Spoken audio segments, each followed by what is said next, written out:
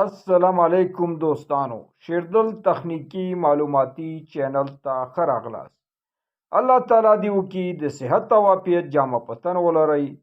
زموږ د نن ورځې ټاپک او موضوع ده امپیر څه ته ویل کیږي او یو امپیر د څو واټه سره مساوي کیږي. دوستانو زه غواړم په دې رابطه ستاسو سره مختصر لنډ او مهم معلومات شریکم. نو دوستانو دا ویډیو مه مس کوئ، تر اخره پورې وګورئ ترڅو د دې مفیدو معلوماتو څخه ځانونه برخمن کړئ. نو دوستانو راځو ټاپک او موضوع ته. امپیر از equal to flow of free electron in electrical closed circuit. یعنی امپیر مساوي کیږي بهیدو د پری الکترون نه چې په بند برېښنایي سرکټ کې وي، او یو امپیر مساوي کیږي کولم پر سیکنډ باندې چې کولم تقسیمیږي په سیکنډ باندې، او یو کولم مساوي کیږي د 6.30 ضرب له سره چې مساوي کیږي د لاندې عدد الکترونونو سره. او یو امپیر په ډي سي او اي سي سپلای کې د څو واټه سره مساوي کیږي. نو د پرمول په واسطه باندې موږ کولی شو د یو امپیر واټ معلوم کو، هم په ډي سي سپلای کې او هم په اي سي سپلای کې. نو دوستانو راځو اول په ډي سي سپلای کې.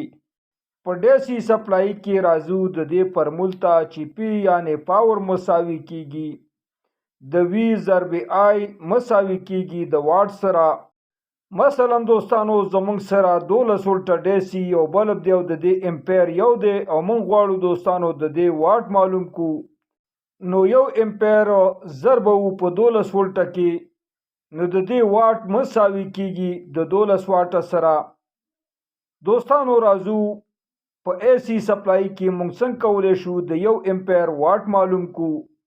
نو راځو دوستانو د اي سي فارمول ته پی یعنی پاور مساوي کیږي وی ضرب آی ضرب پاور فیکټر مساوي کیږي د واټ سره.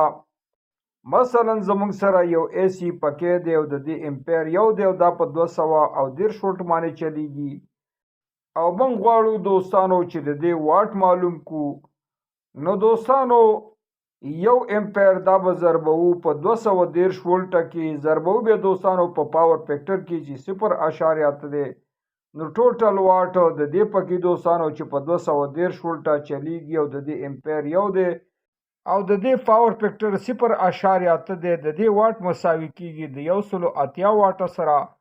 نو دوستانو کله چې تاسو غواړئ د ډي سي او اي سي سپلای چې د دې امپیر یو وي د دې واټ معلوم کړئ، نو تاسو د دې دوه مهمو فارمولونو په واسطه باندې کولی شئ واټ معلوم کړئ چې ډي سي فارمول مساوي کیږي پی از ایکل ټو وی انټو آی، او د اي سي سپلای فارمول مساوي کیږي پی از ایکل ټو وی انټو آی انټو پاور فیکټر سره. نو په دې دواړو طریقو سره تاسو کولی شئ د دې دواړو سپلایانو واټ معلوم کړئ. دوستانو دا وا زموږ د نن ورځې ټاپک او موضوع. دوستانو که غواړئ د برق تخنیک څخه ځانونه برخمن کړئ او خپل هر قسم برقي وسایل پخپله په خپلو کورونو کې ترمیم او جوړ کړئ، نو دوستانو که زما چینل مو نوی سبسکرایب کړئ، زما چینل سره سبسکرایب کړئ، او که دا ویډیو مو خوښه شوې وي در سره لایک او شیر کړئ د خپلو ملګرو سره. دوستانو ستاسې د توجه او لیدو څخه یو نړۍ مننه. السلام علیکم.